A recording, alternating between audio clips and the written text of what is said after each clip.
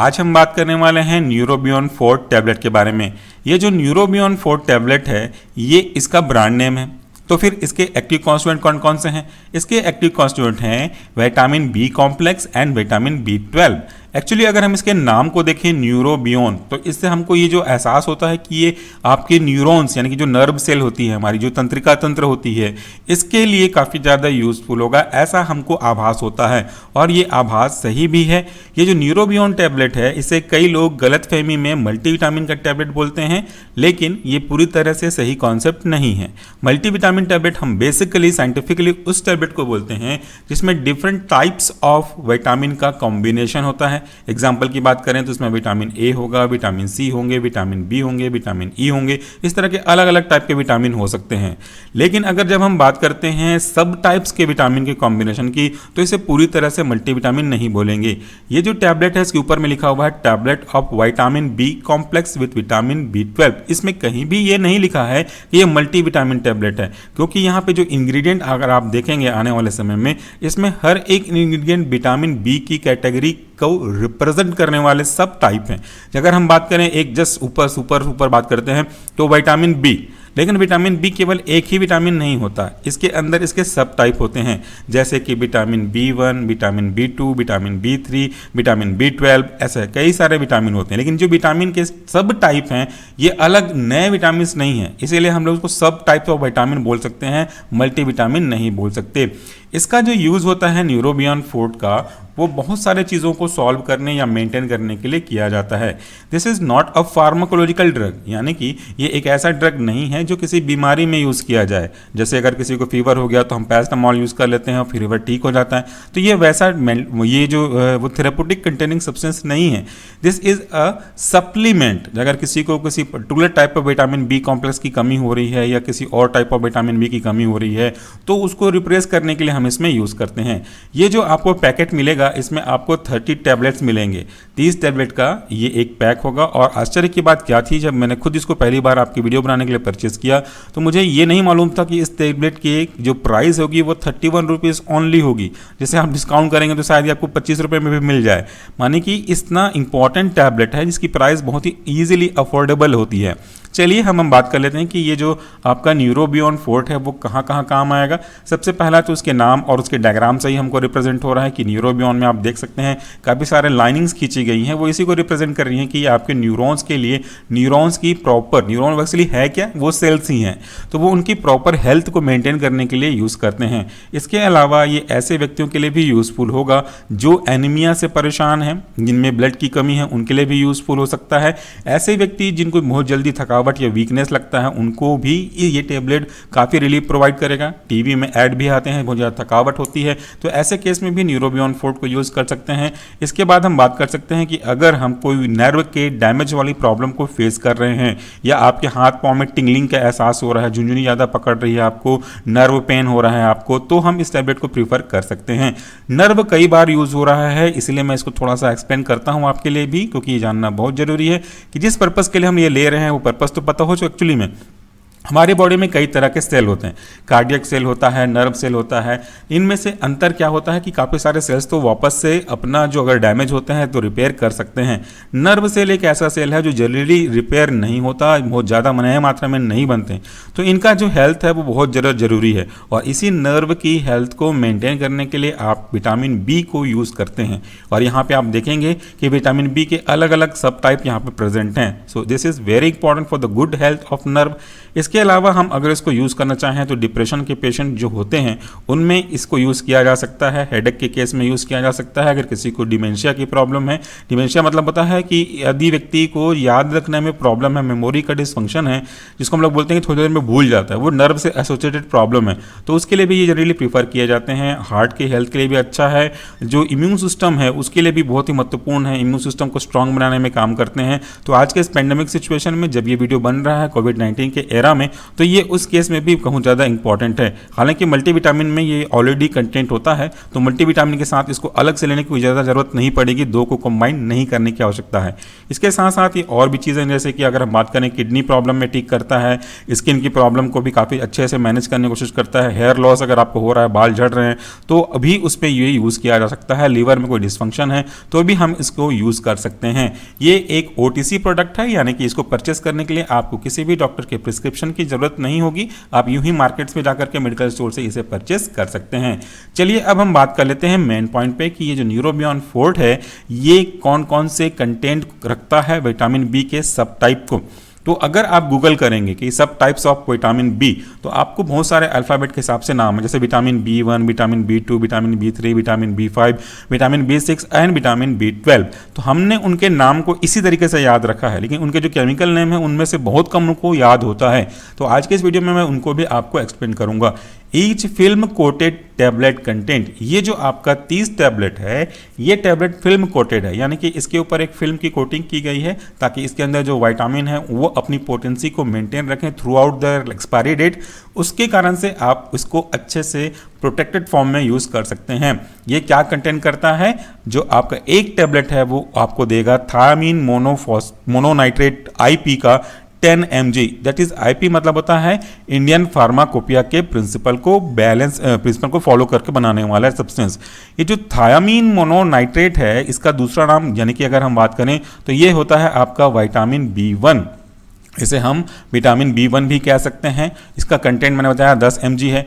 इसके बाद जो हमारा अगला कंटेंट है वो है राइबोफ्लेविन।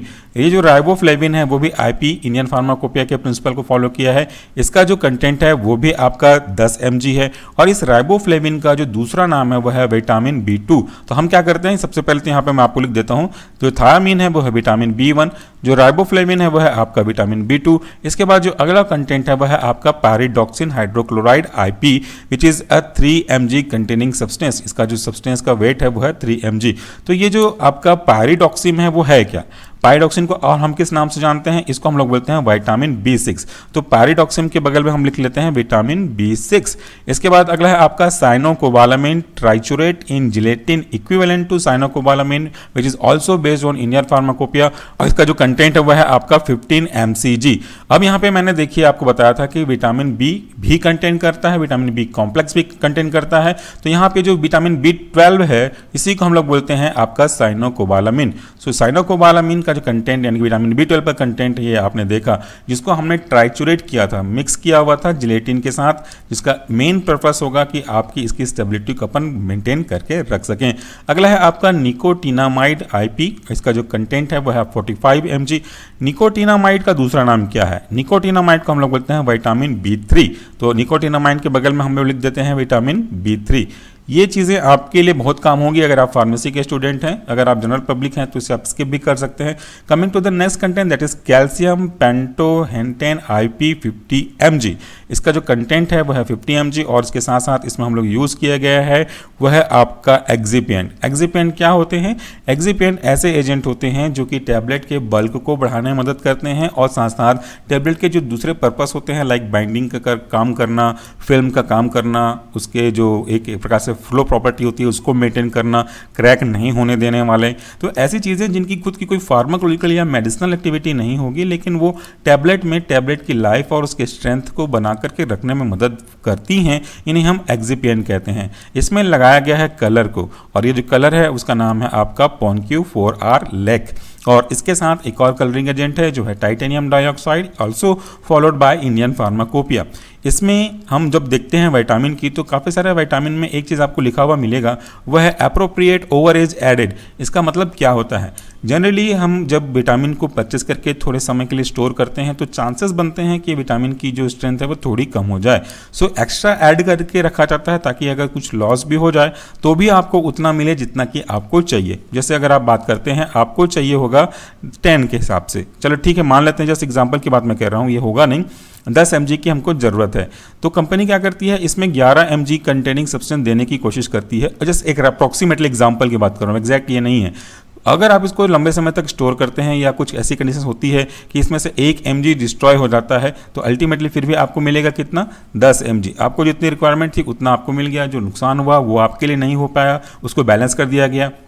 इसीलिए कभी कभी इसमें हम ओवर एज कुछ चीज़ों को ऐड कर देते हैं। इसके बाद अगर हम इसके कंडीशन देखें स्टोरेज कंडीशन की, तो यहाँ पे लिखा हुआ है कि आपको इसको स्टोर करना होगा 25 डिग्री सेंटीग्रेड से नीचे ड्राई प्लेस पे, और हमेशा की तरह एक सिंपल सा और कॉमन सा वार्निंग कि बच्चों की पहुंच से इसे आप दूर रखें। बैच नंबर आप देख सकते हैं, मैन्युफैक्चरिंग डेट देख सकते हैं और एक्सपायरी डेट देख सकते हैं। बैच नंबर का फायदा क्या होता है वो आपको मैं डिस्कस करता हूं, हर बार यहाँ भी डिस्कस करते हैं। जैसे मान लेते हैं जस्ट फॉर एग्जाम्पल कि इसका जो बैच नंबर है वो सिंप्लीफिकेशन के लिए मैं 1 लिख देता हूँ, ये इसका बैच नंबर है 1। और इस टेबलेट को बनाते समय गलती से कोई ऐसी चीज़ें इसमें ऐड हो गई जो कि इसका पार्ट नहीं थी, और हो सकता है कि वो जो गलती से ऐड हुआ है वो आपकी हेल्थ के लिए सही नहीं है, और ये टैबलेट के बैच नंबर 1 को पूरे इंडिया में सर्कुलेट किया गया। अब इसे पहली बार किसी बिलासपुर छत्तीसगढ़ के किसी पर्सन ने कंज्यूम किया और उससे उसको बहुत ज़्यादा कॉम्प्लिकेशन हुआ, तो उसको इन्वेस्टिगेट करने से पता चला कि इस टैबलेट में कुछ चीज़ें ऐसी आ गई हैं गलती से जो कि नहीं आनी चाहिए थी, और ये जो प्रॉब्लम हुआ वो उसी वजह से है।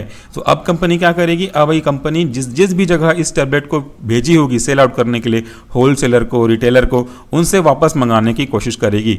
लेकिन अगर यहाँ पे बैच नंबर नहीं होता जस्ट एग्जाम्पल, तो वो कैसे मंगाती, उनको तो वो हर एक प्रोडक्ट मंगाना पड़ जाता जब उसको उन्होंने मार्केट में भेजा था।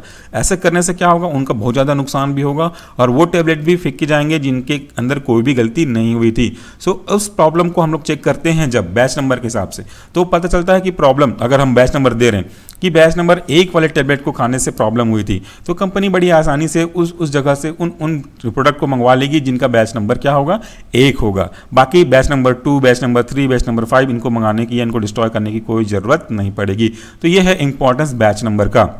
बैच नंबर के बाद कंपनी का अपना एक लॉट नंबर भी होता है, तो बैच नंबर अलग है, लॉट नंबर अलग है, जो कंपनी अपने हिसाब से डिसाइड करती है। एक्सपायरी डेट का देखना बहुत ज़रूरी है। एक्सपायरी डेट इसलिए ज़रूरी है क्योंकि उस डेट के बाद ये जो प्रोडक्ट है वो अपनी पोटेंसी, एफिकेसी धीरे धीरे ख़त्म करती जाती है। लेकिन अक्सर ये लोग सोचते हैं कि एक्सपायरी डेट के बाद इमीडिएटली वो जो ड्रग है वो जहर बन जाएगा, बट ऐसा बिल्कुल भी नहीं है। हाँ, थोड़े से नुकसानदायक धीरे धीरे हो सकते हैं, लेकिन इस पे एक चीज़ जरूरी है वो है प्रोग्रेसिवली, क्योंकि ये टाइम बम नहीं है कि एग्जैक्ट टाइम खत्म होने के बाद ये विस्फोट हो जाएगा, जानलेवा हो जाएगा। जैसे एग्जांपल की बात करिए अगर, तो मैन्युफैक्चरिंग डेट इसका है मार्च 2021 और इसका जो एक्सपायरी डेट होगा वो होगा आपका अगस्त 2022 को। तो जस्ट एग्जांपल की बात कर रहा हूँ, ऐसा करना नहीं है आपको कि एक्सपायरी डेट के बाद इसको यूज़ करें, बट मैं केवल जानकारी आपके साथ बस शेयर कर रहा हूँ कि अगर इसे आप अगस्त की जगह सितंबर में यूज़ करते हैं इसी 2022 के समय में, तो ये एकदम ऐसा टाइम बम नहीं कि जैसे 1 महीना 1 दिन ऊपर गया तो ये आपके लिए जहर बन जाएगा।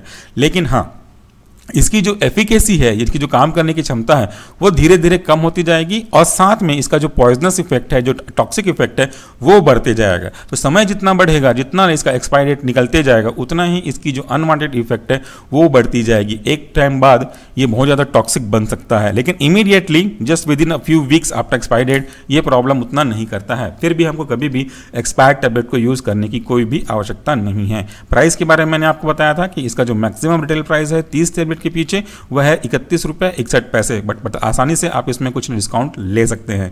तो ये जो आज का प्रोडक्ट है वो आपको यूज़ करने चाहिए। कलर की अगर हम तो इसके डोज की बारे में अगर हम बात करते हैं तो इसे आप अपने डॉक्टर के प्रिस्क्रिप्शन के अकॉर्डिंगली ले सकते हैं, और इन जनरल इसका जो डोज कंपनी रिकमेंड करती है वो होता है 2 टैबलेट पर डे, एक मॉर्निंग में और एक आप रात को खाना खाने के बाद। खाना खाने के बाद मतलब एटलीस्ट गैप होना चाहिए खाना खाने के 1 घंटे तक। तुरंत खाना खाया, तुरंत एक दवाई तुरंत उठते ही ले लिए, ऐसा नहीं करना चाहिए आपको किसी भी टैबलेट के साथ। एटलीस्ट खाना खाने के बाद 1 घंटा, 1.5 घंटा, 2 घंटा आपको वेट करना है। उसके बाद जो भी दवाइयाँ हैं, चाहे वो कोई भी दवाई क्यों ना हो, उसे लेना है, जब तक कि डॉक्टर ये प्रिस्क्राइब ना करे कि इसे खाली पेट में लेना है, वो बात अलग है। लेकिन खाना खाने के बाद वाली दवाइयाँ हमेशा 1 से 2 घंटे के बाद ही लेनी चाहिए। सो फ्रेंड, आज का जो प्रोडक्ट था वो था न्यूरोबियन 4। इसमें बहुत सारी जानकारियाँ मैंने आपको एक्स्ट्रा दे दी हैं ताकि आपके लिए काफ़ी काम आ सके। Thank you so much for watching this video.